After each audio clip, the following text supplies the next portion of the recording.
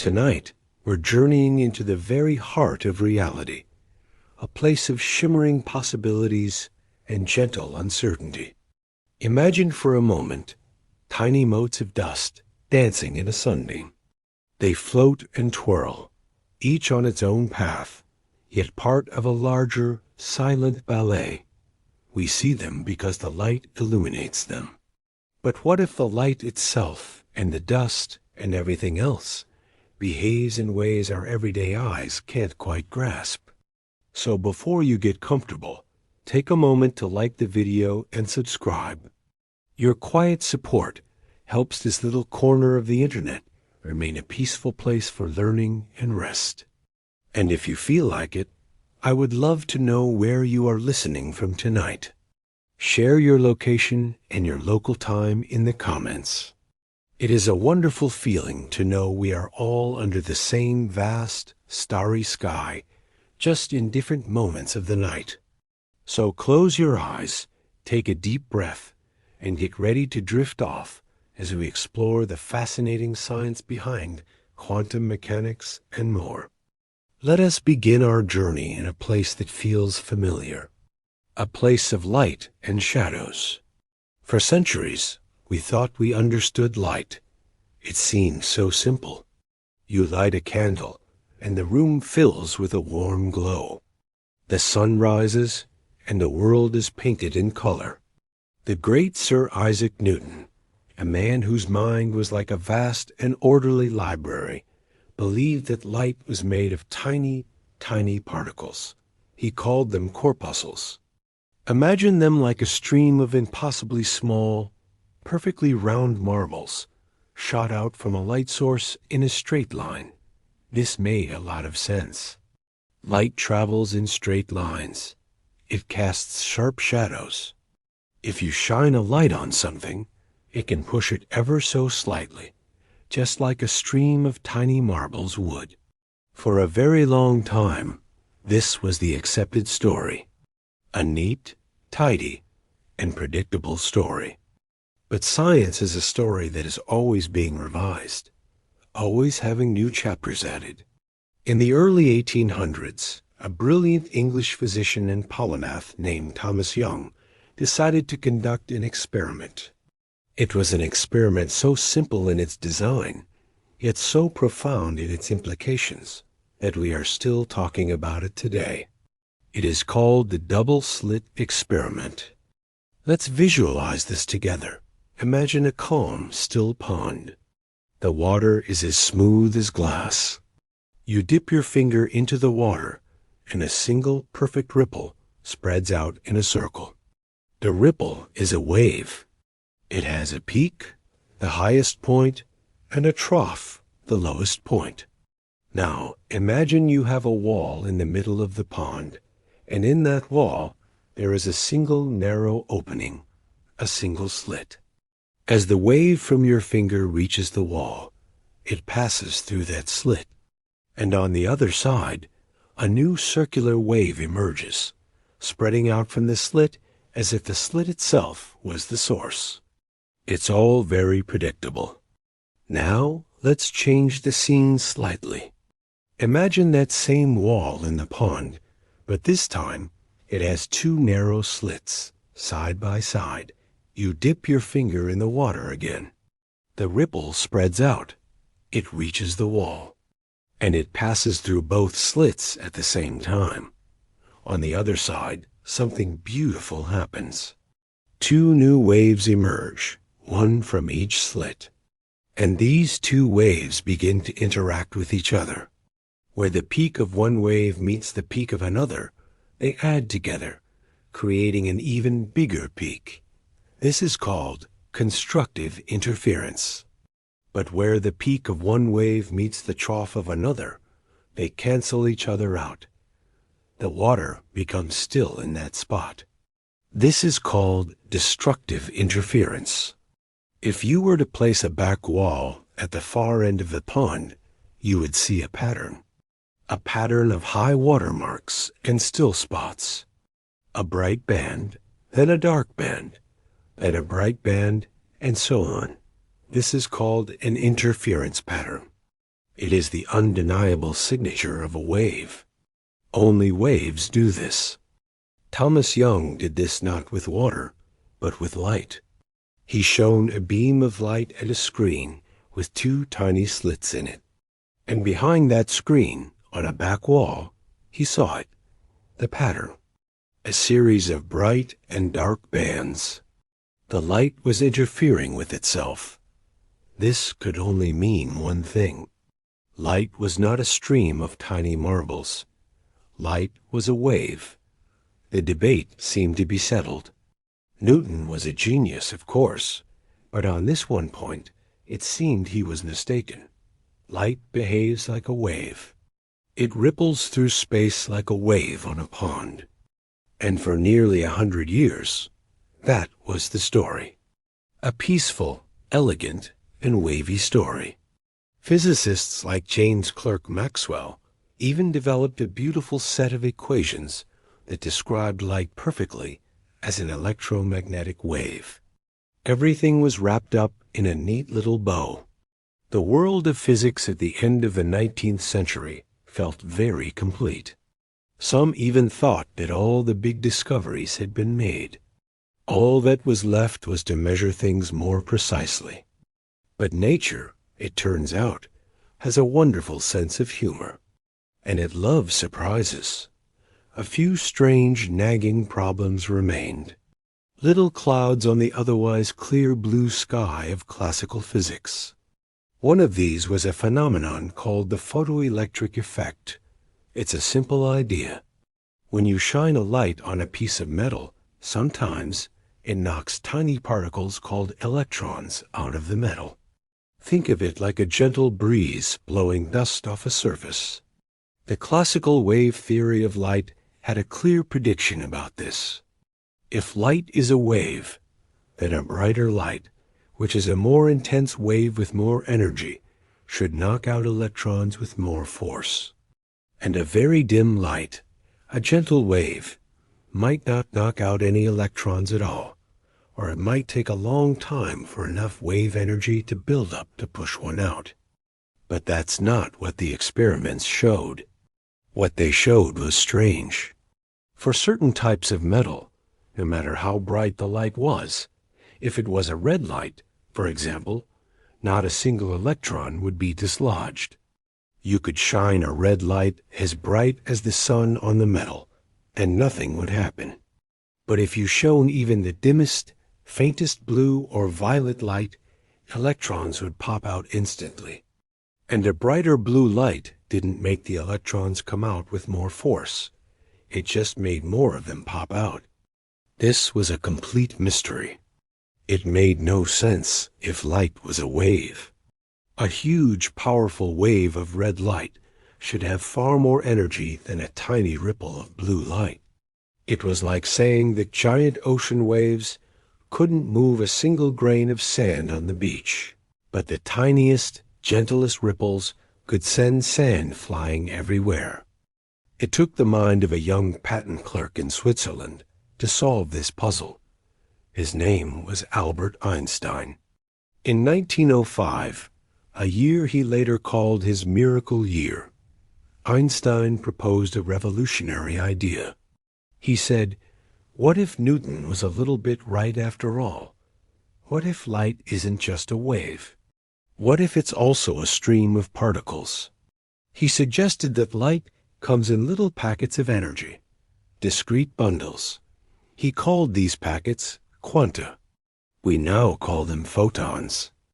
Imagine the light is not a continuous wave, but a shower of tiny energy bullets. The color of the light determines the energy of each individual bullet. A red light photon is like a low-energy bullet. A blue light photon is a high-energy bullet. Now, the photoelectric effect makes sense. To knock an electron out of the metal, it needs to be hit by a photon with enough energy. The red light photons, no matter how many of them you fire, are just too weak. They bounce off without doing anything. It's like trying to knock down a bowling pin by throwing ping-pong balls at it. It doesn't matter how many you throw. But a single blue light photon is a high-energy bullet. It has enough power to knock an electron clean out of the metal. One hit, and the electron is freed. And if you make the blue light brighter, you are not increasing the power of each bullet. You are just firing more bullets per second. So you knock out more electrons. Einstein's explanation was perfect. It won him the Nobel Prize, but it created a huge philosophical problem. Thomas Young's experiment proved, with no room for doubt, that light is a wave. Albert Einstein's explanation proved, with equal certainty, that light is a particle. So which is it? Is it a wave, or is it a particle? The answer, at the heart of quantum mechanics, is a gentle and mind-bending yes. It is both, and it is neither. It depends on what you are asking it. It depends on how you are looking at it. This is called wave-particle duality. Let's take a moment to just sit with that idea. Let it wash over you like a gentle tide. An entity, a fundamental piece of reality, can be two seemingly contradictory things at once. It's not that we are unsure. It's that its very nature is dual. Think of a coin. It has two sides, heads and tails. You can look at the head side, or you can look at the tail side. But it is always one coin. You can't separate the heads from the tails. Wave-particle duality is something like that, but even deeper. The light is not sometimes a wave and sometimes a particle. It is, in its essence, a wave particle. This idea was so strange that many physicists found it hard to accept. But the strangeness was only just beginning. In the 1920s, a young French aristocrat, a prince named Louis de Broglie, was working on his PhD thesis. He had a thought that was both simple and breathtakingly bold. He thought, if waves like light can behave like particles, then maybe, just maybe, particles like electrons can behave like waves. Think about that. An electron. We always pictured it as a tiny solid speck, a little ball of matter. De Broglie suggested that every particle, every electron, every proton, even you and me, has a wave associated with it, a matter wave. The wavelength of this wave, he calculated, depended on the particle's momentum. For something big and heavy like a bowling ball, or even a grain of sand, the wavelength is so incredibly tiny that it is completely undetectable. That's why we never see a bowling ball creating an interference pattern. But for a tiny, lightweight particle like an electron, the wavelength could be large enough to be measured. When de Broglie presented this idea for his PhD, the examining committee was stumped. It was so out there, so bizarre. They didn't know if it was a work of genius or the ramblings of a madman.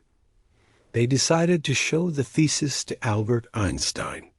Einstein read it and was immediately impressed. He recognized the deep symmetry in the idea.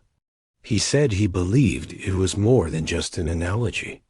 He thought it was a glimpse into the true nature of reality. With Einstein's endorsement, de Broglie was awarded his doctorate. But an idea, no matter how beautiful, is just an idea until it is tested. A few years later, two American physicists, Clinton Davison and Lester Germer, were conducting an experiment at Bell Labs. They were firing electrons at a crystal of nickel. They weren't trying to prove de Broglie's theory. Their experiment had an accident. A vacuum tube broke, and the nickel target oxidized. To clean it, they had to heat it up. This process changed the structure of the nickel, creating large, perfect crystal domains. When they resumed their experiment, firing electrons at this new, clean target, they saw something astonishing. The electrons were not bouncing off randomly like tiny balls. They were scattering in a very specific ordered pattern, a pattern of peaks and troughs. It was an interference pattern. The electrons were behaving like waves. Just let that sink in. A particle, a tiny bit of matter, when fired at a screen with two slits, will behave just like the light in Thomas Young's experiment. If you fire the electrons one by one, like tiny bullets from a gun, you would expect them to land in two distinct bands behind the slits. But they don't. The first electron leaves the gun, travels to the screen, and lands on the back wall. The second electron does the same, landing in a different spot. The third, another spot. If you do this for thousands of electrons, one at a time, what you see emerge is not two bands. It is the classic interference pattern of a wave. This is profoundly strange. Each electron is traveling alone. There are no other electrons for it to interfere with. How can it create a wave pattern? The only possible conclusion is that the single electron on its journey behaves like a wave. It goes through both slits at the same time. It interferes with itself. And then, when it hits the back wall, it lands as a single particle in one spot. It is as if the electron leaves home as a particle, spreads out like a cloud of possibility on its journey, explores all possible paths simultaneously, and then, upon arriving at its destination, becomes a particle again. The act of hitting the wall, of being detected, forces it to choose a location. This discovery opened up a whole new way of thinking about the universe. The old clockwork universe of Newton, where every particle had a definite position and a definite velocity, was gone. In its place was a universe that was fuzzy, uncertain, and filled with potential. A universe where particles were also waves of possibility. This raised a new question. If an electron is a wave of what? What is waving? It's not a wave in water, or a wave in the air. This wave, this matter wave, needed a mathematical description. It needed an equation. And the person who provided it was an Austrian physicist named Erwin Schrödinger. Schrödinger was a brilliant and complex man. He was a philosopher as much as a physicist. He was deeply influenced by Eastern philosophy and the idea of a unified consciousness. In 1926, while on a skiing holiday in the Alps, he had a burst of inspiration. He formulated an equation that now bears his name. The Schrödinger equation is one of the most important equations in all of physics. It is to quantum mechanics what Newton's laws of motion are to classical mechanics. Now, we are not going to look at the equation itself. It is full of strange symbols and complex mathematics. But the idea behind it, the story it tells, is what is truly important. And we can understand that story without any math at all. The Schrödinger equation describes something called the wave function. The wave function is represented by a Greek letter psi, and it is the heart of the mystery. The wave function is a mathematical description of the de Broglie wave. It is, in essence, a wave of information. It is a wave of probability. Let's go back to our electron traveling towards the screen with two slits. Before it is detected, we don't know where it is. The wave function describes all the places the electron could be. The wave is not a physical wave. You can't surf on it. Instead, the height of the wave at any particular point tells you the probability of finding the particle at that point if you were to look for it. Where the wave is high, there is a high chance of finding the electron. Where the wave is low, there is a low chance. Where the wave is zero, there is no chance at all. Imagine you have a friend who is notoriously unpredictable. You want to find them in a large park. You don't know exactly where they are, but you know the places they like to hang out. Maybe they love the duck pond, so there's a high probability they are there. They sometimes sit on a particular bench under a large oak tree, so there's a medium probability there. They never go near the noisy playground, so there's zero probability there. The Schrödinger equation gives us a probability map for the electron, just like your mental map of your friend's habits. The wave function is this map. It's a cloud of potential spread out over space. This was a radical departure from everything that came before. Classical physics was all about certainty. If you know the position and velocity of a planet right now, you can calculate with perfect accuracy where it will be 1,000 years from now. But the Schrödinger equation doesn't tell you where the electron is. It only tells you where it might be. It replaces the certainty of classical mechanics with a gentle mist of probability. The wave function evolves over time according to the Schrödinger equation. It ripples and changes, its probabilities shifting like clouds in the sky. As our electron's wave function approaches the two slits, it passes through both. The wave splits, and then the two new waves interfere with each other, creating the interference pattern of probabilities on the other side. This is why we see the bright and dark bands when we fire many electrons. The electrons are most likely to land where the probability wave is highest, the bright bands, and will never land where the probability wave is zero, the dark bands. But what happens when we actually look for the electron?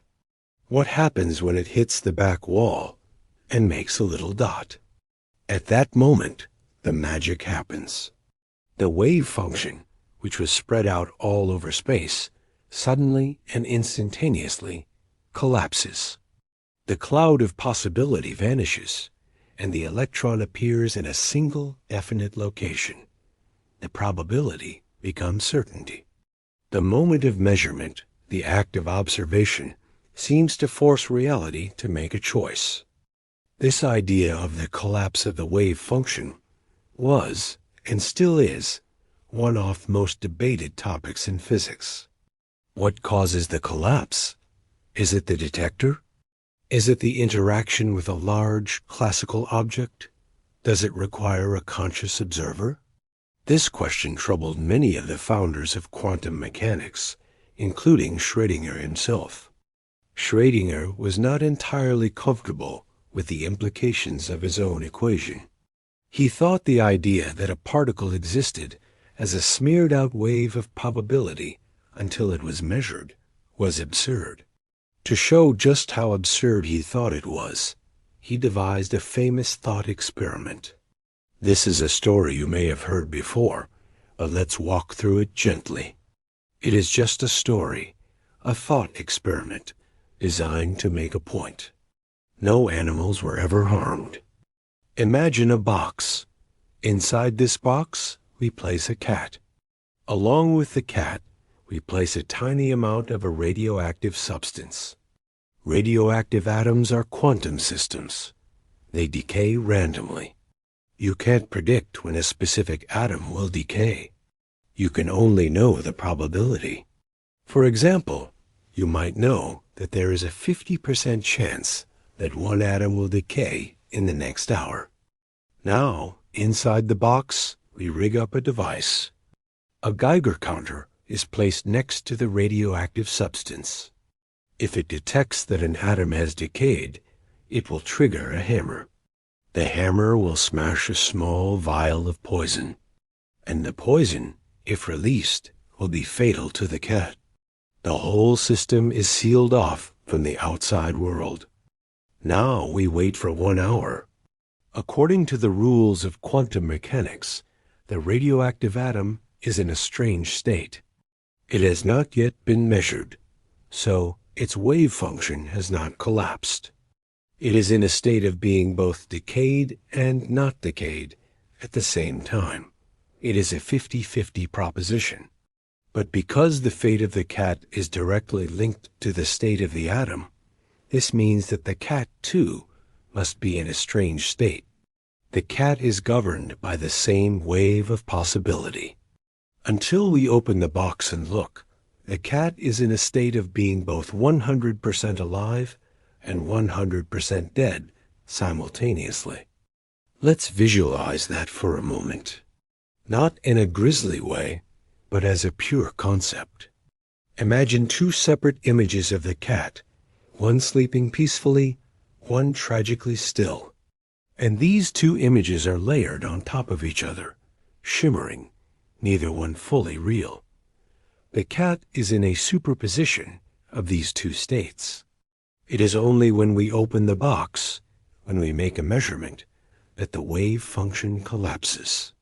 The atom chooses to be either decayed or not decayed, and in that instant, the cat becomes either definitively alive or definitively dead. Schrödinger thought this was ridiculous. A cat cannot be both alive and dead. He was trying to show that the probabilistic interpretation of quantum mechanics, when applied to a large-scale object like a cat, leads to a conclusion that flies in the face of common sense. And yet, the mathematics held up. In the quantum world, this kind of superposition is not just possible. It is the norm. The Schrödinger equation gave physicists a powerful tool to calculate the behavior of atoms and particles. It was incredibly successful. It predicted the energy levels of atoms with stunning accuracy. It explained chemical bonding. It laid the foundation for almost all of modern technology, from lasers to computers to medical imaging. But it left behind a deep philosophical unease. It painted a picture of reality that was fundamentally probabilistic and deeply strange. This inherent fuzziness was not just about where a particle was. It turned out to be a much deeper principle. Another of the young geniuses who forged this new science, a German physicist named Werner Heisenberg, uncovered another layer of this quantum uncertainty. Heisenberg was working in Copenhagen in the mid-1920s, in a vibrant intellectual environment led by the great Danish physicist, Niels Bohr. Bohr's Institute was a hub for the brightest minds in physics, all grappling with these new quantum ideas. They would argue and debate long into the night, pushing each other to understand the bizarre new rules of the universe. Heisenberg was wrestling with a fundamental problem. If an electron is both a wave and a particle, how can we talk about its properties? How can we measure, for instance, its exact position and its exact momentum at the same time? Momentum is a combination of a particle's mass and its velocity. It's a measure of how much oomph it has. In the classical world, this is easy. You can see a car, you know exactly where it is, and you can clock its speed. You know its position and its momentum. But Heisenberg realized that in the quantum world, this is impossible. Not just difficult, but fundamentally impossible. The very act of measuring one property affects the other. This is the famous Heisenberg uncertainty principle. Let's use a gentle analogy to understand this. Imagine you are in a completely dark room, and a single tiny firefly is flitting about. You want to know two things: the exact position of the firefly and the exact path it is taking, its momentum. To find its position, you have to see it. And to see it, you need to shine a little bit of light on it. Let's say you have a special flashlight that can shoot out a single photon of light. You shoot the photon. It bounces off the firefly, comes to your eye, and you see a tiny flash. At that exact moment, you know the firefly's position with great precision. But what happened when your photon hit the firefly? A photon, even though it's tiny, carries energy and momentum. It's like a tiny billiard ball. When it hit the firefly, it gave it a little nudge. It knocked it off its original course. So you found out exactly where the firefly was, but in doing so, you changed its momentum. You no longer know where it's going. The more accurately you want to measure its position, which requires using a high-energy, short-wavelength photon, the bigger the nudge you give it, and the more you disturb its momentum. Okay, so let's try to measure its momentum instead. To do that, you need to track its movement over time. You would need to give it a much gentler nudge, so you don't disturb its path too much. You could use a very low-energy, long-wavelength photon. This photon wouldn't disturb the firefly's path very much, so you could get a good sense of its momentum. But a long-wavelength photon is fuzzy. It's like trying to see a tiny dot with a blurry light. You can't pinpoint the firefly's exact location. You would only know its position very vaguely. This is the trade-off at the heart of the uncertainty principle. The more precisely you know a particle's position, the less precisely you know its momentum. And the more precisely you know its momentum, the less precisely you know its position. You can never know both with perfect accuracy at the same time. It's important to understand that this is not a limitation of our measuring instruments. It's not that if we just built a better, more delicate flashlight, we could beat the principle. Heisenberg showed that this uncertainty is a fundamental built-in property of the universe. It is woven into the very fabric of wave-particle duality. A particle with a perfectly defined momentum would have a perfectly regular, infinitely long wave. Such a wave is spread out over all of space, so its position is completely uncertain. A particle with a perfectly defined position would be a single, sharp spike, which is like a jumble of an infinite number of different waves, so its momentum is completely uncertain. This principle applies to other pairs of properties as well, like energy and time. The more precisely you know the energy of a quantum event, the less precisely you know the time at which it occurred. This has fascinating consequences. It means that for very, very short periods of time, the law of conservation of energy can be slightly violated. Particles can briefly pop into existence from nothing, borrowing a tiny bit of energy from the vacuum of space, as long as they give it back and disappear again very quickly. These are called virtual particles, and they are not just a mathematical trick. They have real, measurable effects. The empty vacuum of space is not empty at all. It is a bubbling, seething foam of these fleeting virtual particles. Let's just pause and breathe that in. The quiet, empty space between the stars, the space between the atoms in your own body, is not still.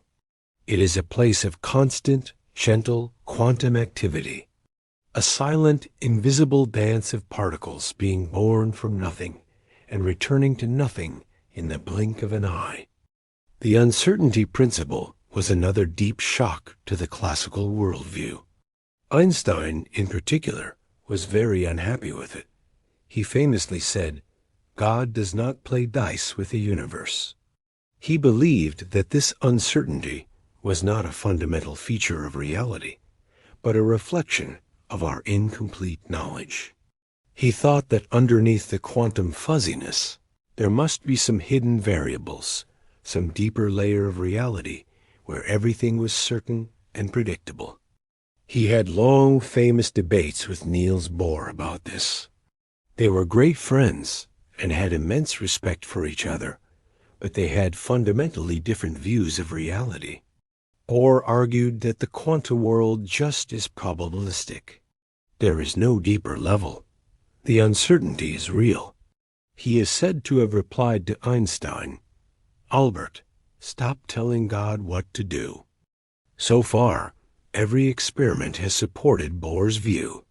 Quantum mechanics has been tested more rigorously and to a higher degree of precision than any other scientific theory in history, and it has passed every single test. The uncertainty seems to be a real and unavoidable part of our universe. This brings us to a clearer understanding of what we mean by a quantum state. We've talked about the wave function, which describes the probabilities. We've talked about how measuring one property can make another one uncertain. So, how do we describe a quantum system, like an electron, before we measure it? The full description of a quantum system is its quantum state. You can think of the quantum state as the complete list of all the possibilities for that system. It's the wave function. It's the information that contains all the potential outcomes of any measurement you could possibly make. The things we can measure are called observables. Position is an observable. Momentum is an observable. Energy is an observable. And when we make a measurement of an observable, the system has to choose one of its possible values. One of the most important and strangest features of quantum mechanics is that many of these observables are quantized. This is where the name quantum comes from. It means that the properties can only take on specific, discrete values. They can't have any value in between. Let's use an analogy. Imagine a ramp and a staircase. If you are rolling a ball up a ramp, it can stop at any height. It could be 1 inch off the ground, or 1.1 inches, or 1.13 inches. Its height is continuous. This is like the classical world. But if you are moving the ball up a staircase, it can only be on step 1 or step 2 or step 3. It can never be at the height of step 1.5. Its height is quantized. It comes in discrete steps. In the quantum world, many properties are like the staircase. For example, the energy of an electron orbiting an atom is quantized. It can only exist in specific energy levels, or shells. It can be in the first energy level, or the second, but never in between.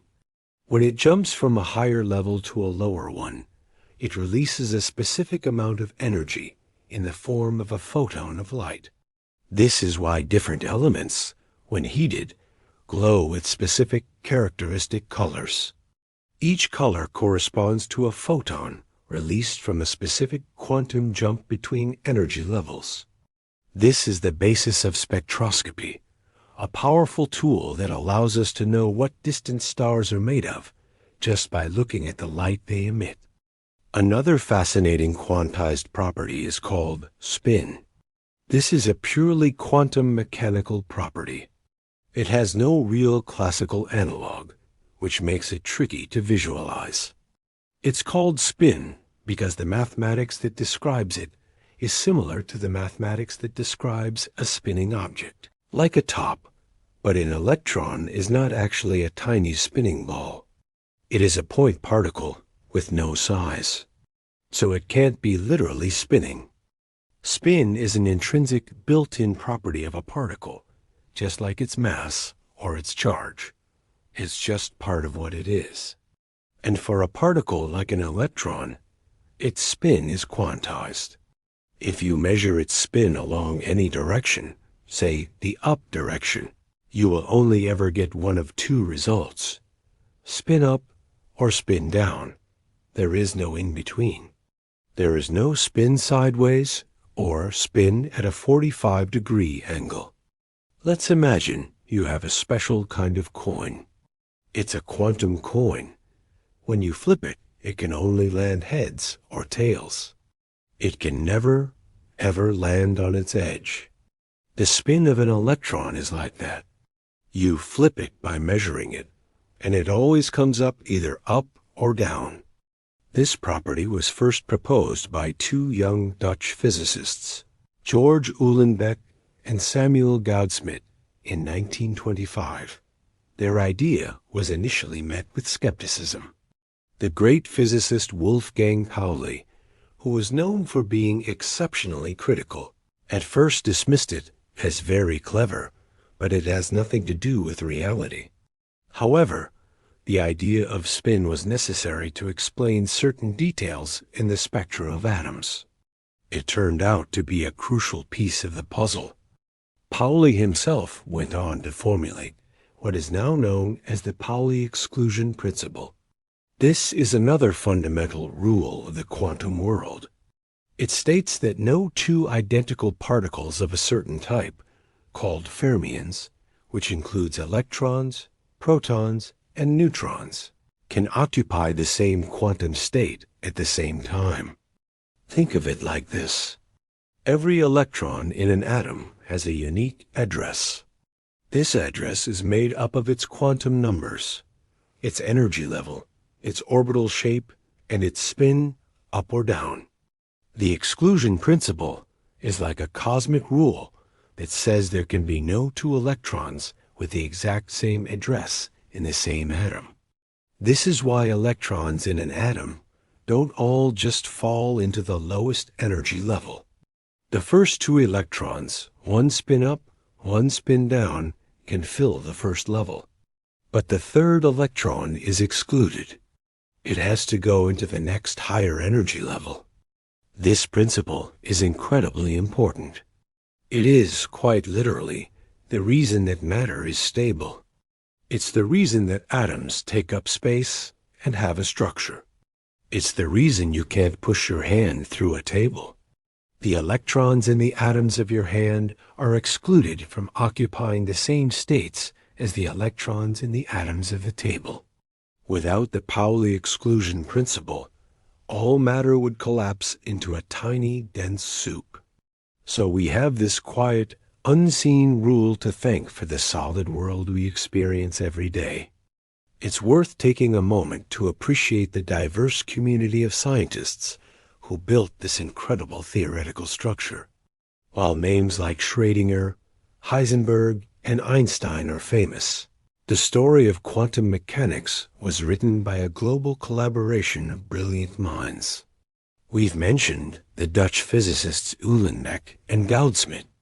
There was also the Austrian physicist Lise Meitner, who did groundbreaking work on radioactivity and nuclear physics, a field built entirely on quantum principles. She was a key part of the team that discovered nuclear fission, but she was overlooked for the Nobel Prize, which was awarded only to her male colleague. Her contributions were absolutely essential. There was also the Indian physicist Satyendra Nath Bose. He wrote a paper on the statistics of photons, which Einstein recognized as being profoundly important. Einstein translated it into German and had it published.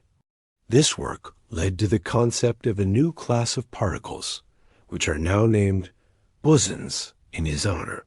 Photons are bosons. Unlike fermions, bosons do not obey the exclusion principle.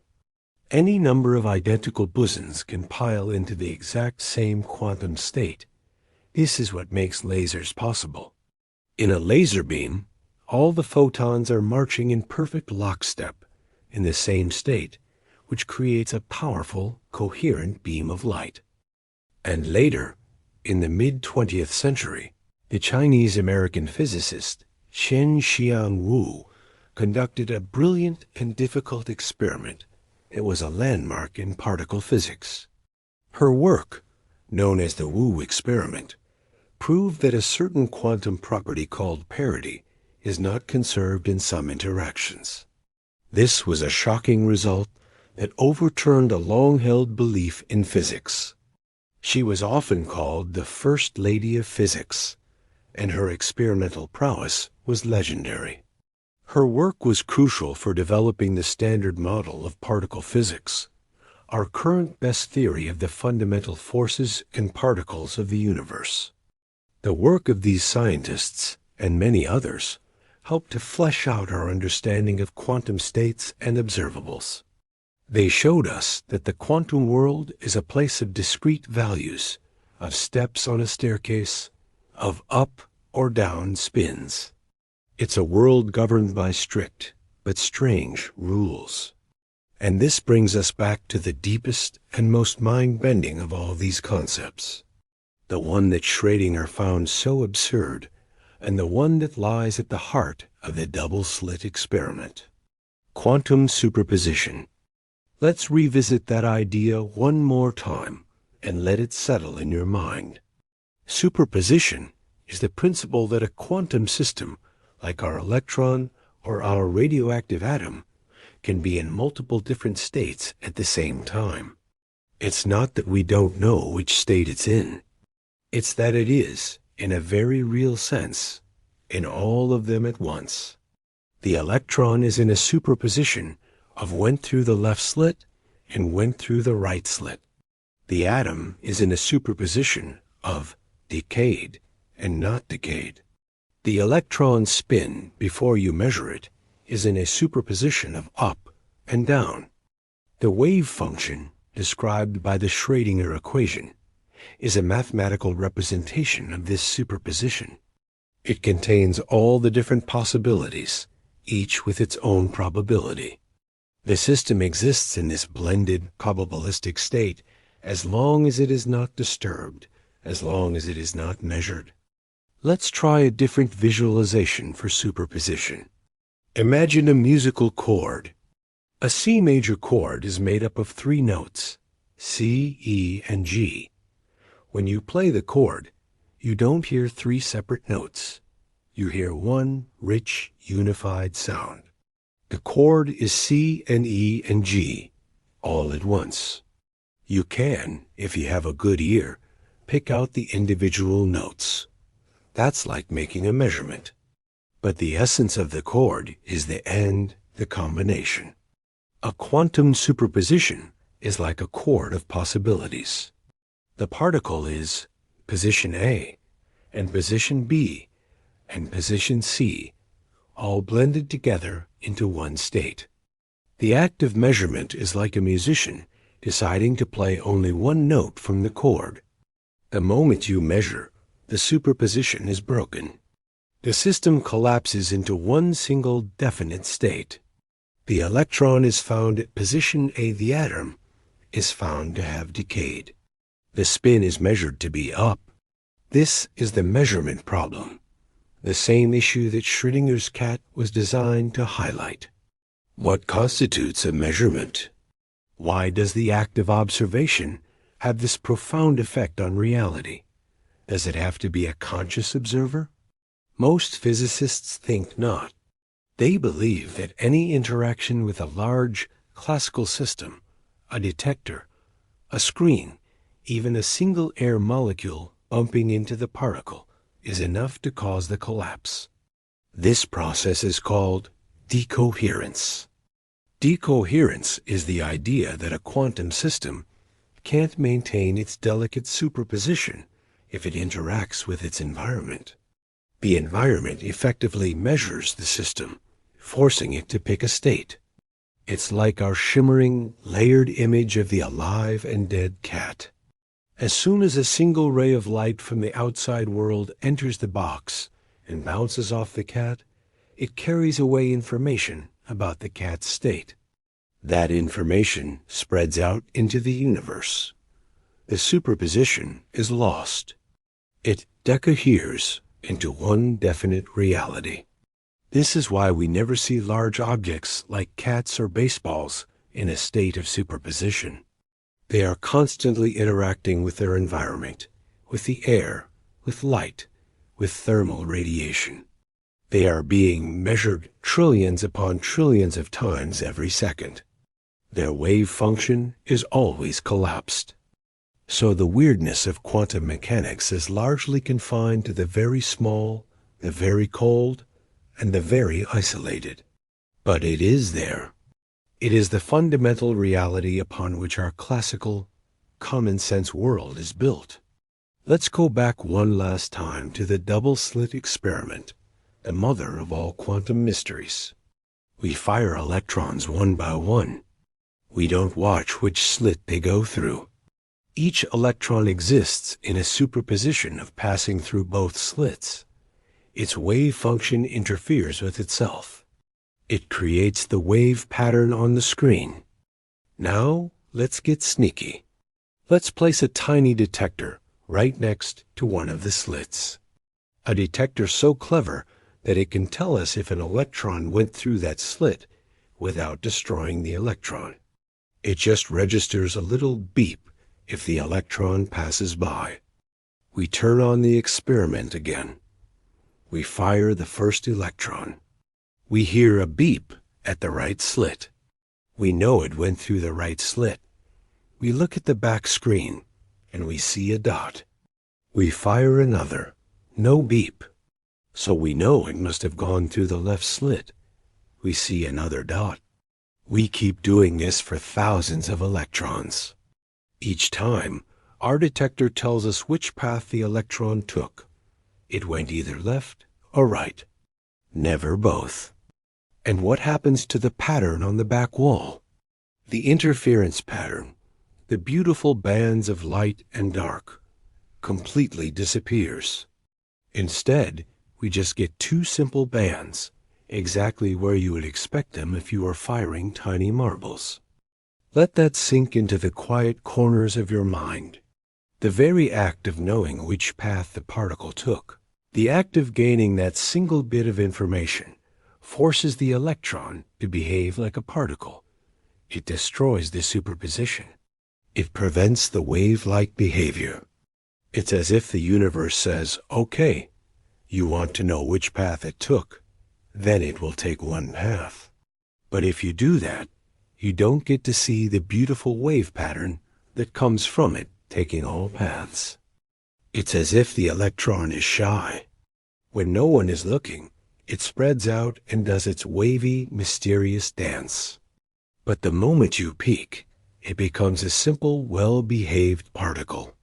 This which-way information is the key. The loss of the interference pattern is directly linked to us gaining knowledge about the particle's path. This has been confirmed in even more mind-boggling experiments called quantum eraser experiments. In these experiments, the physicists first record the which-way information, which destroys the interference pattern.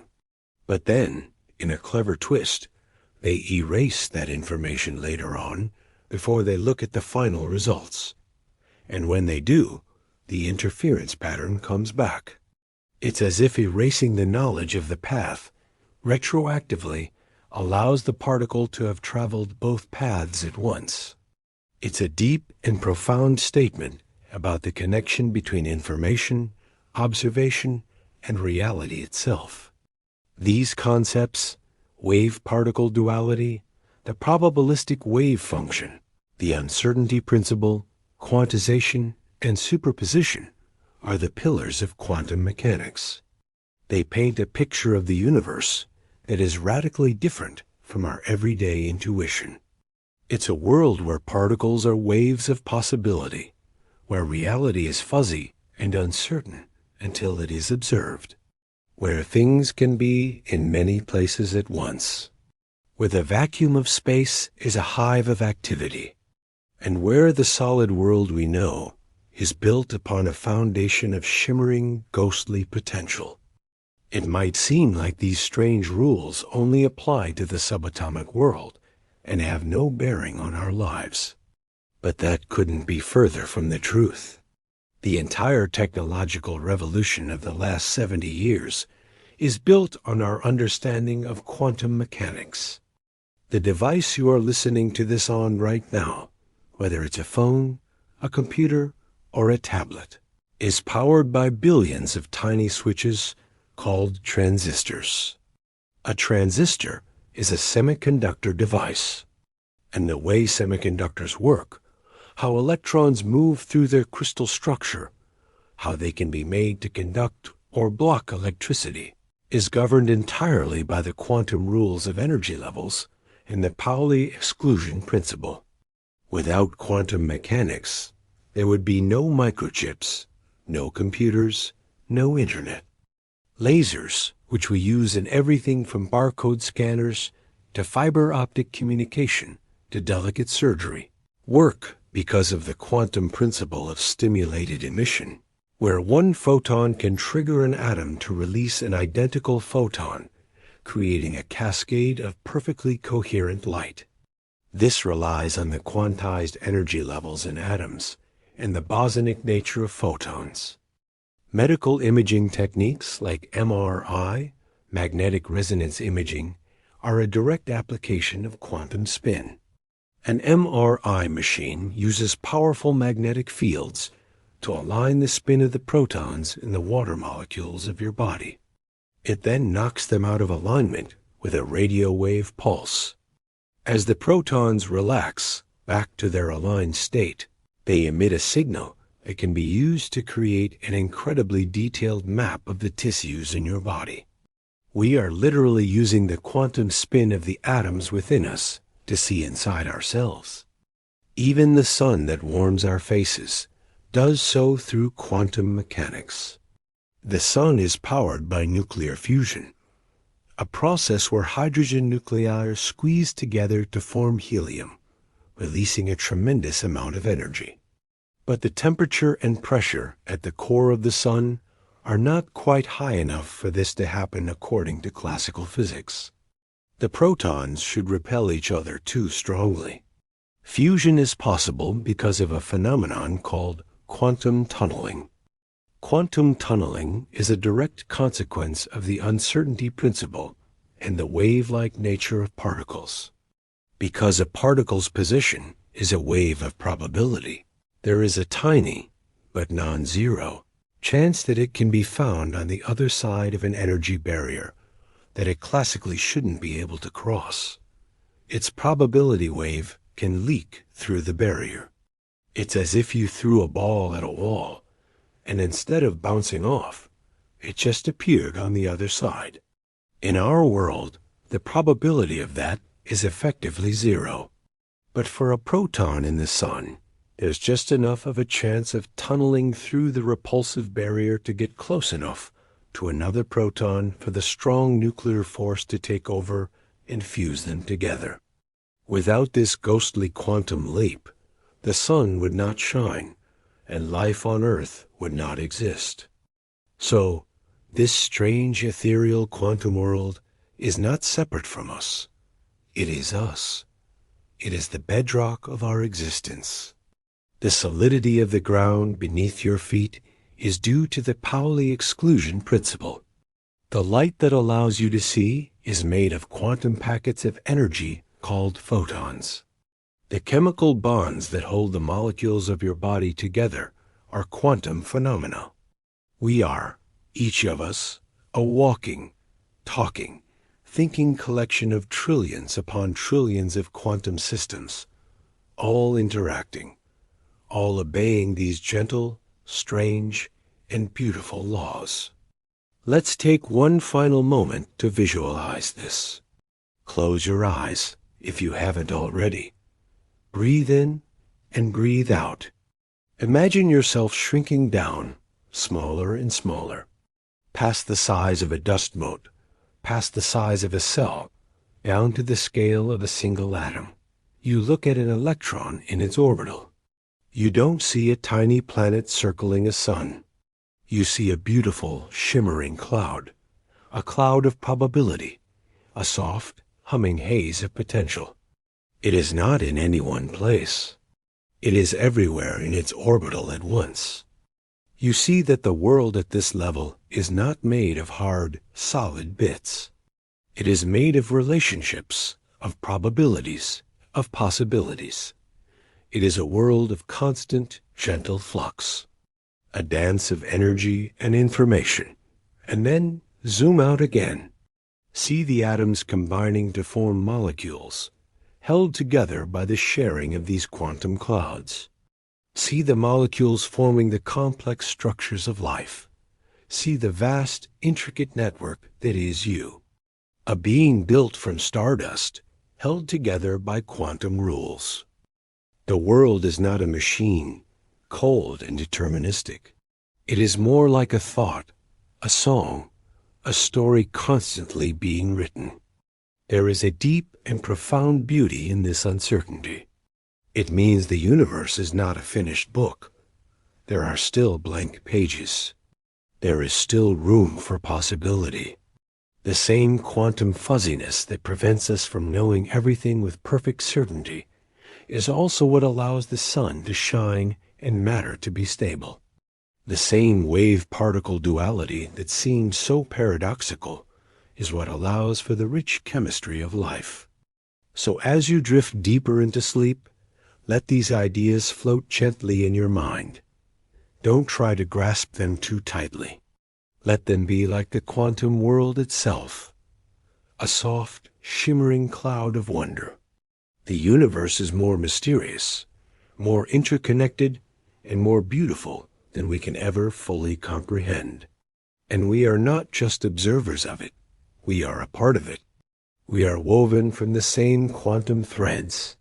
Sleep now in the quiet knowledge that you are a part of this grand, mysterious, and gentle cosmic dance. Let us return to that quiet, mysterious place we left off.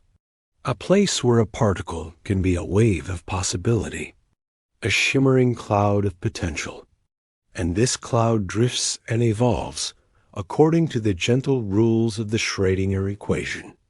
But then we look, we measure, and in that instant the cloud vanishes. The wave of possibility collapses into a single definite reality. The electron appears at one point. The atom is found in one state.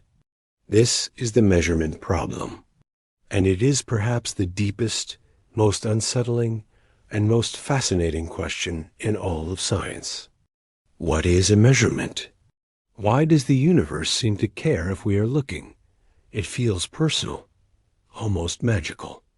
But physics seeks to remove the magic, to find the underlying mechanism. Over the decades, physicists have come up with several different ways of thinking about this problem. They are not competing theories in the usual sense. They all predict the same experimental results. They are more like different stories, different philosophies, for interpreting what the mathematics is telling us about reality. The oldest and most traditional story is called the Copenhagen interpretation. It was championed by Niels Bohr and Werner Heisenberg, the pioneers we met earlier. Their view was very pragmatic. They essentially said that we shouldn't worry too much about what is really happening. Physics, they argued, is about what we can measure. We live in a classical world of solid objects, of definite positions and predictable motions. Our measuring devices, our detectors, our screens, our eyeballs, are part of this classical world. A measurement, in this view, is simply the interaction between a quantum system and a large classical device. When this interaction happens, the rules change.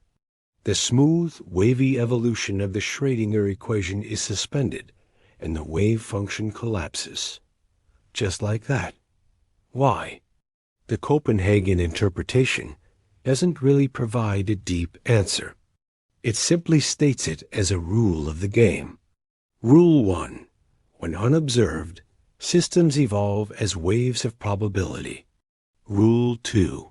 When observed by a classical apparatus, the wave collapses to a single outcome. It's like having a special set of instructions for a very shy creature.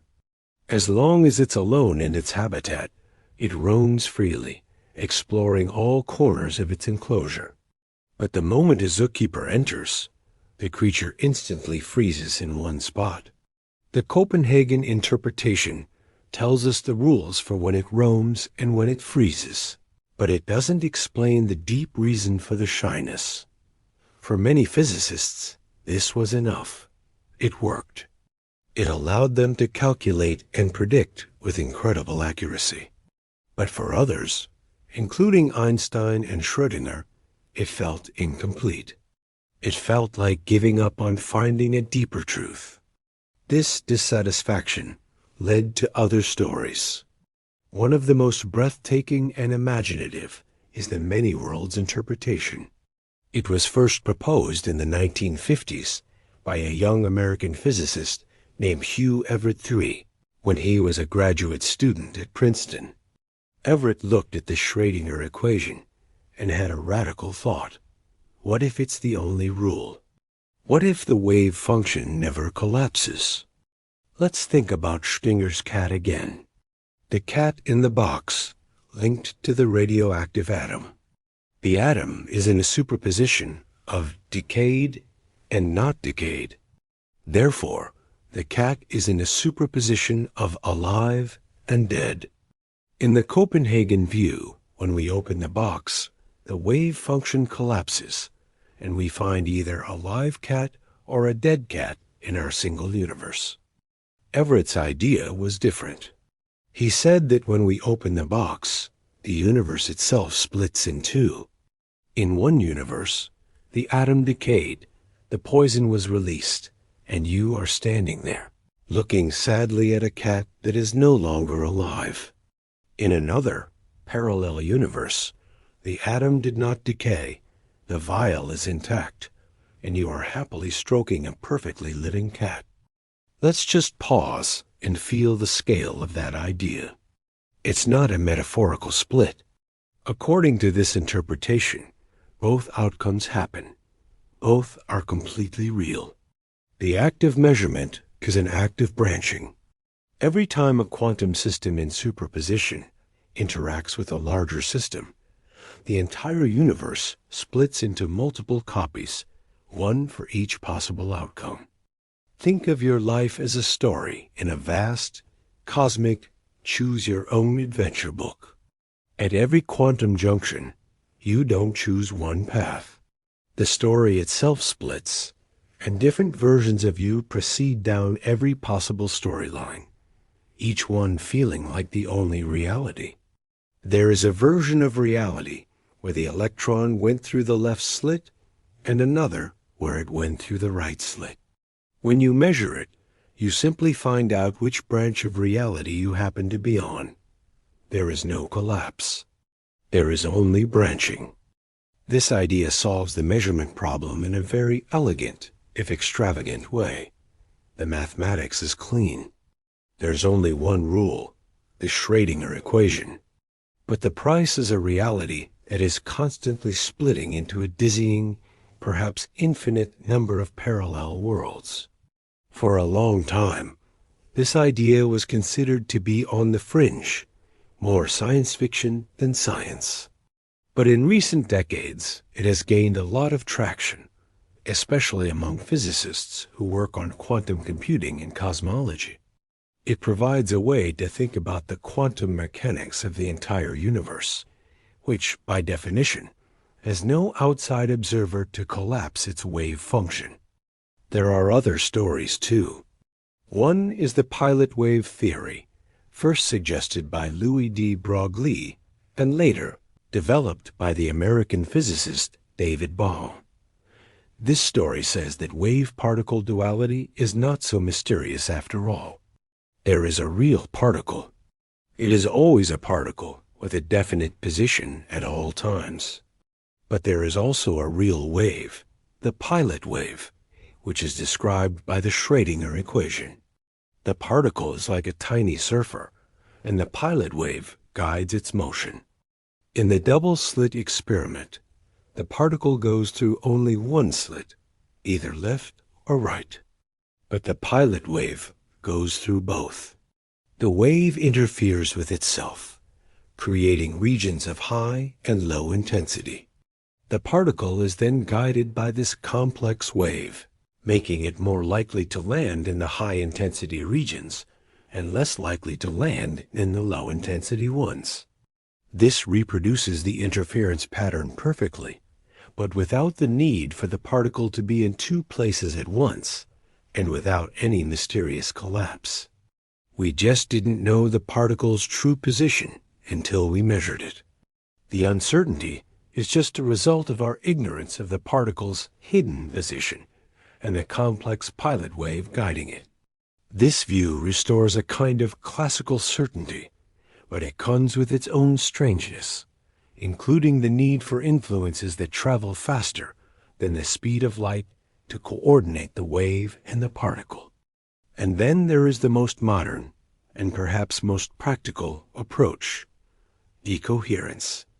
We touched on this idea before. Decoherence suggests that the collapse is not a sudden magical event, but a gradual physical process. A quantum system, like an electron in a superposition, is incredibly delicate.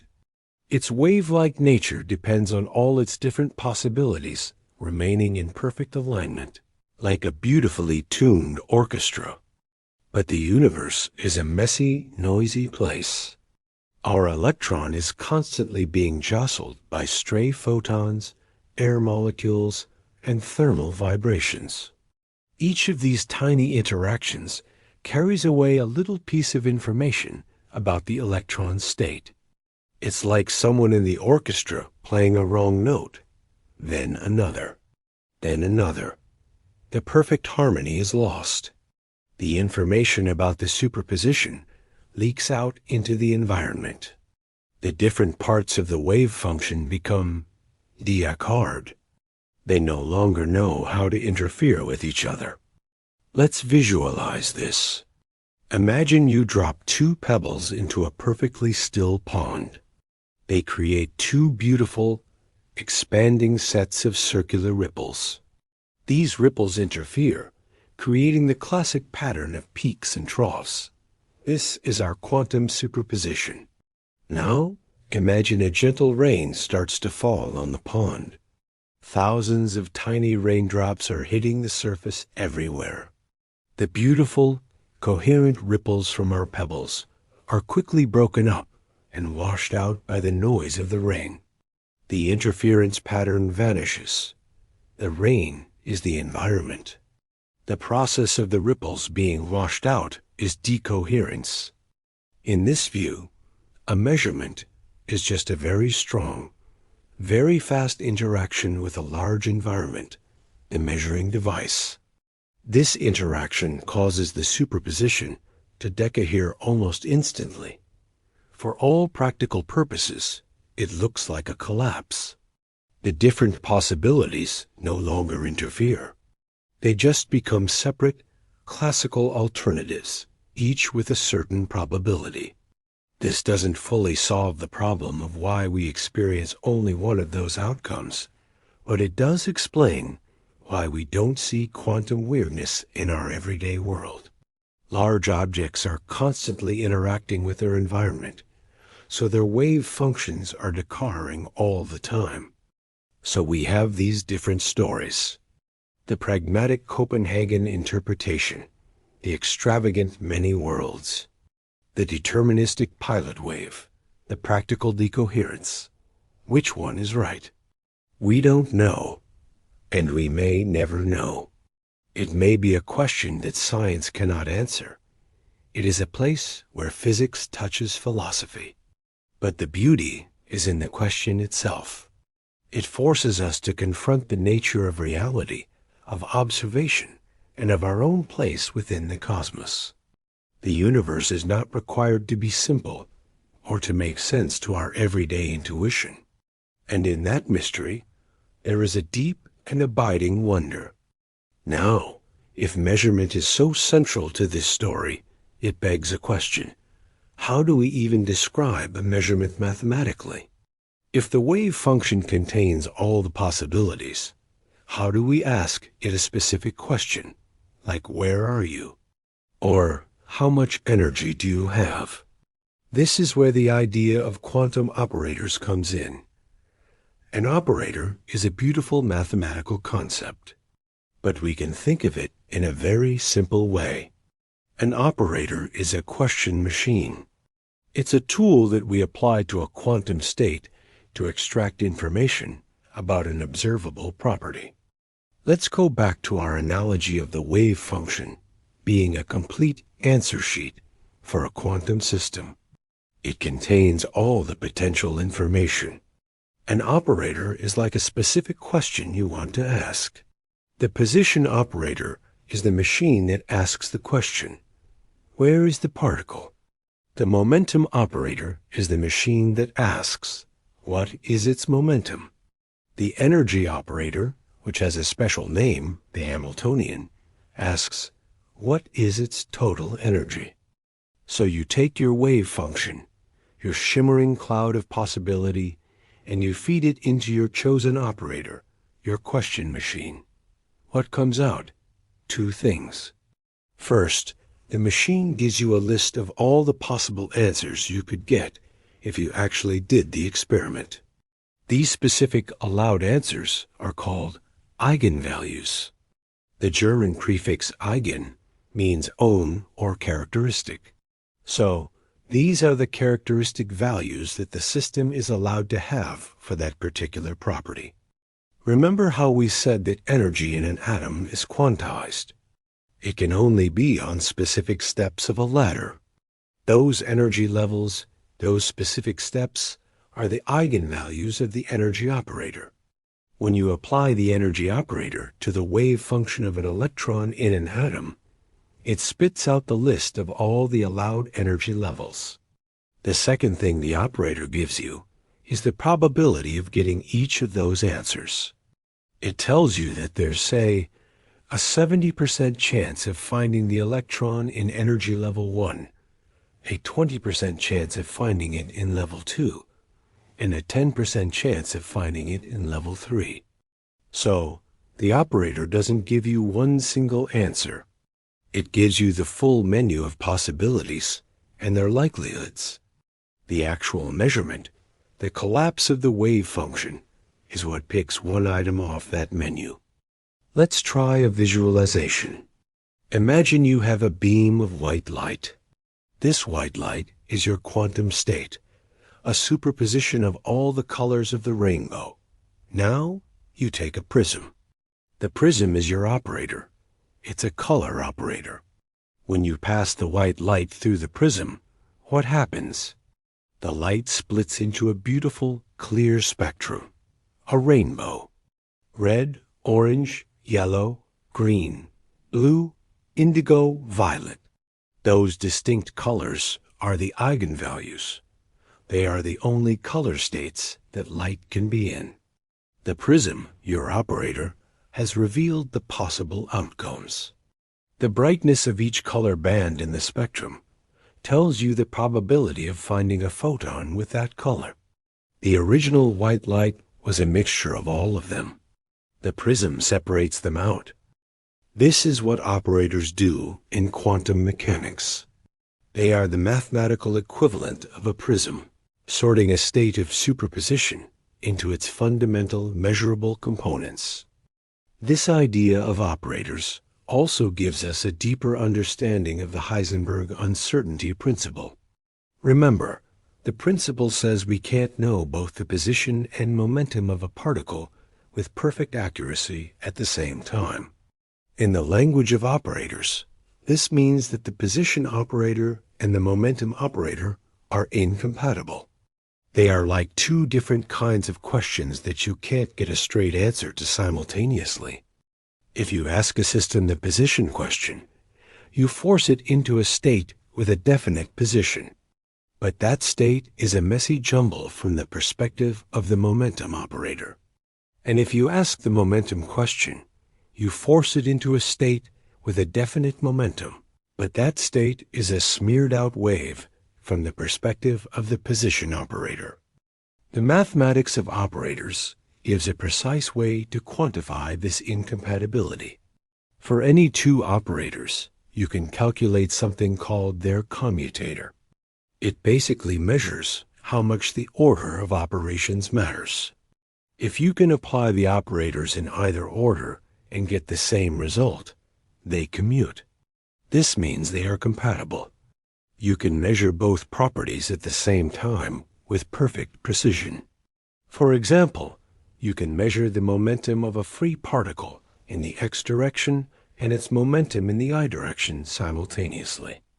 But if the order matters, if asking position then momentum gives a different result from asking momentum then position, then they do not commute. They are incompatible. The uncertainty principle is a direct mathematical consequence of the fact that the position and momentum operators do not commute. This was a key insight from the school of thought known as matrix mechanics, developed by Werner Heisenberg, Max Born, and Pascual Jordan around the same time Schrödinger was developing his wave mechanics.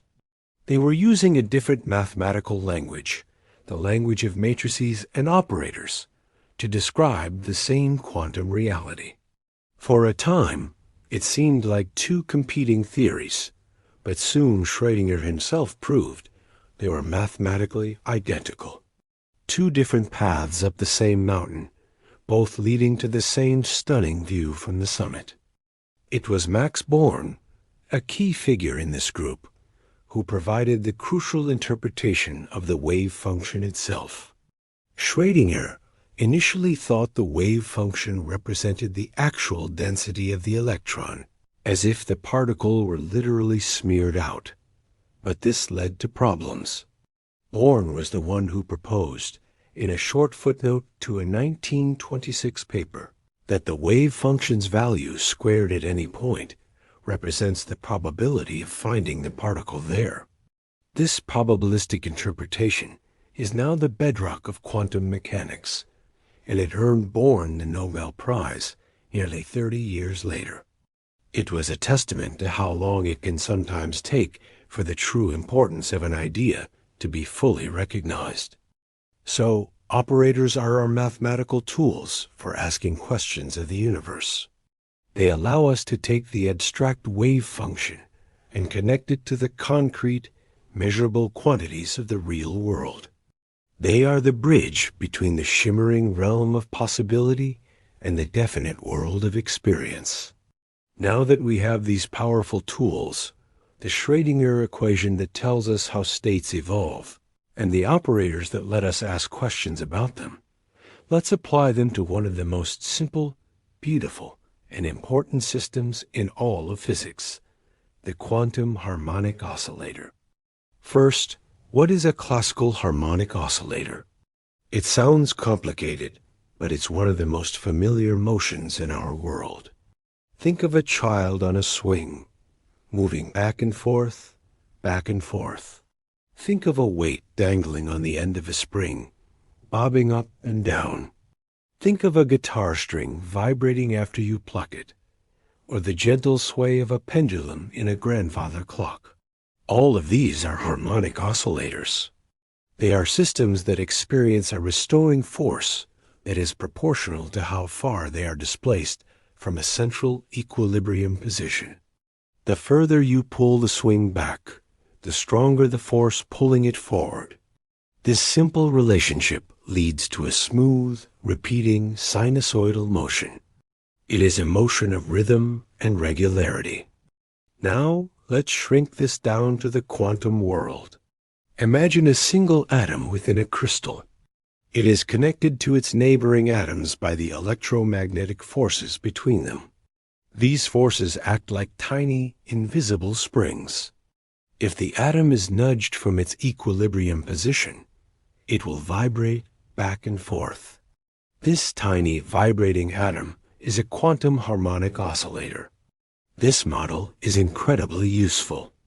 It can describe the vibrations of atoms in a solid, the vibrations between the two atoms in a diatomic molecule, like oxygen, and even the behavior of the electromagnetic field itself. So what happens when we use our quantum tools on this system? We take the potential energy of the spring-like force, we put it into the Schrödinger equation, and we solve for the wave function and the allowed energies. The result is one of the most elegant and profound in all of quantum mechanics. Just like the electron in an atom, the energy of the quantum harmonic oscillator is quantized. It cannot have just any amount of vibrational energy. It can only exist in a series of discrete energy levels. But unlike the energy levels in an atom, which get closer together as you go up, the energy levels of the harmonic oscillator are perfectly, beautifully, evenly spaced. Let's visualize this. Imagine a ladder, a very special ladder, where every single rung is exactly the same distance from the one below it. The first rung is 1 foot off the ground. The second is at 2 feet.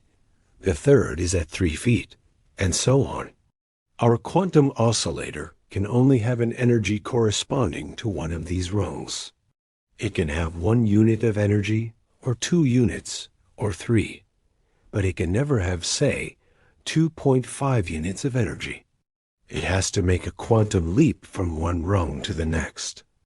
This explains many things. For example, why solids have the heat capacities they do. To heat something up is to give its atoms more vibrational energy. Because that energy can only be absorbed in discrete packets, or quanta, it affects how much energy a solid can absorb at a given temperature. Einstein was the first to use this idea, even before the full development of quantum mechanics, to solve a long-standing puzzle about the specific heat of solids at low temperatures. But there is something even more wonderful and strange that comes out of the solution. Let's look at the ladder of energy again. What is the lowest possible energy the oscillator can have? What is the bottom rung? Classically, the lowest energy state is 0. A pendulum that is perfectly still at the bottom of its swing has 0 energy. A weight on a spring that is hanging motionless has 0 energy. But in the quantum world, the lowest possible energy is not 0. The bottom rung of our ladder is not on the ground. It is a little bit elevated. Even at absolute 0, the coldest possible temperature in the universe, where all classical motion should cease, the quantum harmonic oscillator is still vibrating. It retains a minimum irreducible amount of energy. This is called the 0-point energy. Let's just sit with that for a moment. The universe can never be perfectly still. There is a fundamental underlying hum of energy, woven into the fabric of space-time itself. Even in the deepest, emptiest vacuum, there is this restless, gentle tremor. Why must this be? It comes right back to the Heisenberg uncertainty principle. For the oscillator to have 0 energy, it would have to be perfectly still at its exact equilibrium position. This would mean it has a definite momentum, 0, and a definite position, the center. But the uncertainty principle forbids this. You cannot know both with perfect precision. So, to satisfy the principle, the particle must always be a little bit fuzzy. It must have a small amount of uncertainty in its position and its momentum. And this uncertainty manifests as the 0-point energy. The particle is always jiggling a little, a quantum dance that can never be stopped. Let's visualize this quiet, constant motion. Imagine a perfectly calm lake, its surface as smooth as a mirror. This is the classical vision of absolute 0. Now, picture the quantum reality. The surface of the lake is not perfectly still. There is a tiny, almost imperceptible shimmer across its entire surface. A gentle, constant trembling. It's not caused by any wind or external disturbance. It is the inherent nature of the water itself. This is the 0-point energy of the universe. This is not just a philosophical curiosity. The 0-point energy of the vacuum has real measurable effects, like the Casimir effect, where 2 uncharged plates placed very close together in a vacuum will actually be pushed together by the pressure of this quantum foam. Some cosmologists even believe that this vacuum energy might be the driving force behind the accelerating expansion of the universe, what we call dark energy. A tiny residual hum from the Big Bang, still pushing everything apart. The quantum harmonic oscillator is a perfect example of the power and beauty of quantum mechanics.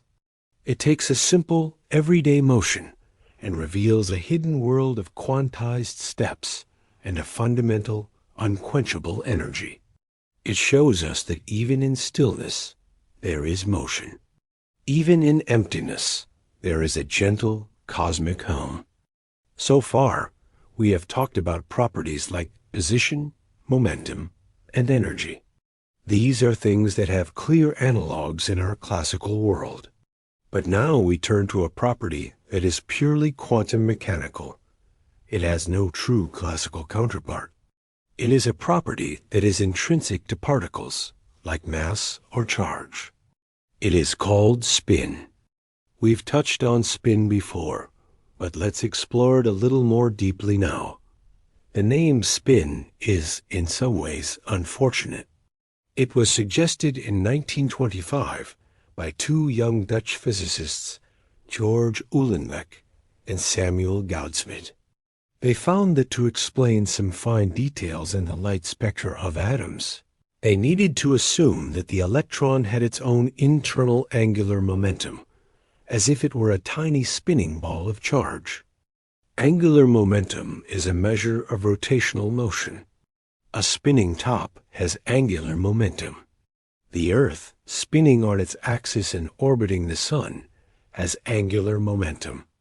It's a classical concept. So it was natural to picture the electron as a little spinning sphere. But this picture quickly runs into problems.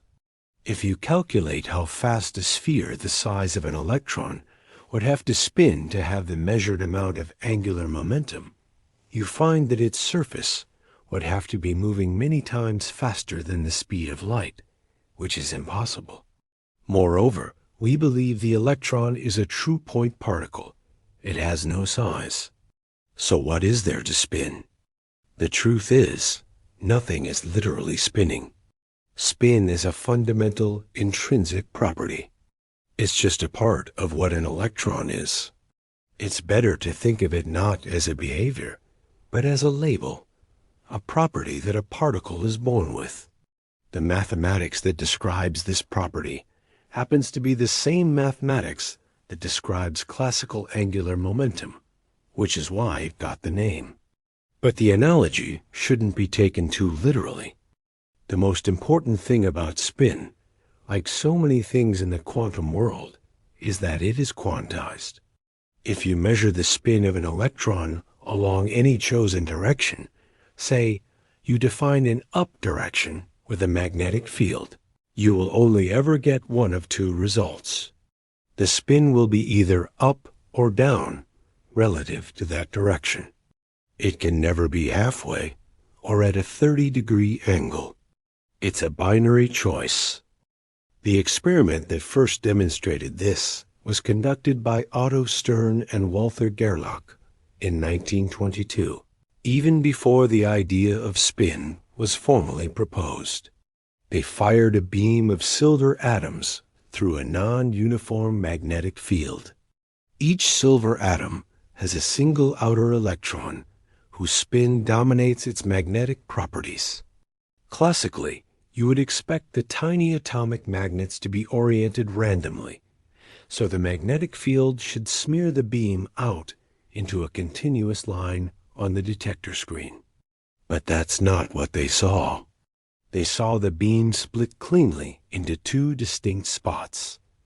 One spot for spin-up atoms and one for spin-down. There was nothing in between. It was a stunning confirmation of space quantization. This intrinsic spin comes in different amounts for different types of particles. The amount of spin is described by a quantum number. Electrons, protons, and neutrons are all spin 1/2 particles. Photons, the particles of light, are spin 1 particles. There are even spin 0 particles, like the Higgs boson. These different spin numbers lead to two fundamentally different families of particles. Particles with half-integer spin, 1/2, 3/2, etc., are called fermions, named after the brilliant Italian physicist Enrico Fermi. Fermions are the particles of matter. They are solitary creatures. They obey the Pauli exclusion principle, which we've met before. No two identical fermions can occupy the same quantum state. This is why matter is stable and takes up space. Particles with integer spin, 0, 1, 2, etc., are called bosons, named after the Indian physicist Satyendra Nath Bose. Bosons are the particles of force. They are sociable creatures. They do not obey the exclusion principle. Any number of identical bosons can be piled into the exact same quantum state. This is what allows for the intense, coherent beam of a laser, where all the photons are marching in perfect lockstep. The spin 1/2 nature of fermions, like the electron, leads to one of the most wonderfully strange properties in all of nature. Let's think about rotation. If you take an object, say, a coffee cup, and rotate it by 360 degrees, it comes back to looking exactly the same. This seems like a fundamental truth about our three-dimensional world. A full circle brings you back to the start. But a spin 1/2 particle is different. Its wave function does not return to its original state after a 360-degree rotation. It returns to the negative of its original state. To get back to its true starting point, you have to rotate it by another 360 degrees, a total of 720 degrees. This is deeply counterintuitive. It has no real-world equivalent, but we can try a gentle analogy. It's sometimes called Dirac's belt trick. Imagine you hold your hand out flat, palm up. Now, rotate your hand 360 degrees by twisting your arm under. Your hand is palm up again, but your arm is horribly twisted. You have not returned to the original state. Now, from that twisted position, rotate your hand another 360 degrees in the same direction. Magically, your arm untwists. After 720 degrees of rotation, your hand and arm are back to exactly where they started. The electron's wave function behaves in this strange, twice-around way. This property was a natural prediction of the equation developed by the British theoretical physicist Paul Dirac in 1928. Dirac was trying to combine quantum mechanics with Einstein's special theory of relativity. The result was the Dirac equation, a beautiful and powerful description of the electron. It automatically included the electron's spin, predicting the correct value without having to put it in by hand. And it had another, even more shocking prediction. It predicted the existence of a new particle, exactly like the electron, but with a positive charge. An anti-electron. This was the first prediction of antimatter. A few years later, in 1932, the positron was discovered in cosmic ray experiments, a perfect confirmation of Dirac's breathtaking theory. Spin is a reminder that the quantum world is not just a fuzzier version of our own. It contains properties and symmetries that are fundamentally different from anything we experience. It is a world with its own deep and elegant logic, a logic that we are still working to fully understand. So, we have seen quantum mechanics described by Schrödinger's waves. We have seen it described by Heisenberg's matrices and operators. These are the two historical pillars of the theory. But in the 1940s, a third, equally powerful and profoundly intuitive formulation was developed by one of the most brilliant and charismatic physicists of the 20th century, Richard Feynman. This is the path integral formulation. Feynman was a true original, a Nobel laureate, a safecracker, a bongo player, an artist, and a legendary teacher. He had a unique ability to see through the complex mathematics of a problem and grasp the simple physical idea underneath. He was dissatisfied with the abstractness of the standard formulations of quantum mechanics. He wanted a more physical picture of what was happening. His idea, which he developed as a graduate student, is both simple to state and mind-boggling to contemplate. It goes like this. If a particle wants to get from point A to point B, how does it do it? In classical mechanics, the answer is simple.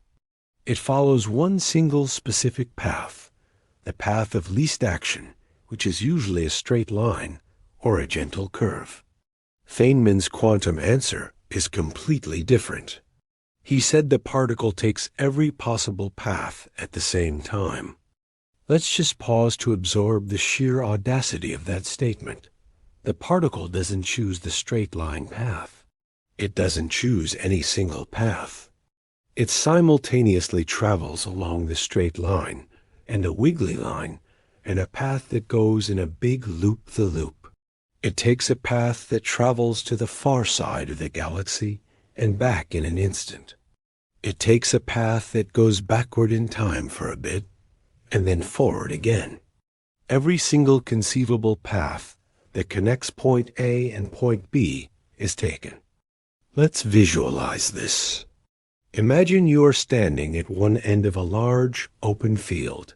At the other end is a tree. You want to walk to the tree. Classically, you would walk in a straight line. But in Feynman's quantum world, you don't. An infinite number of ghostly copies of you are created. One of you walks the straight path.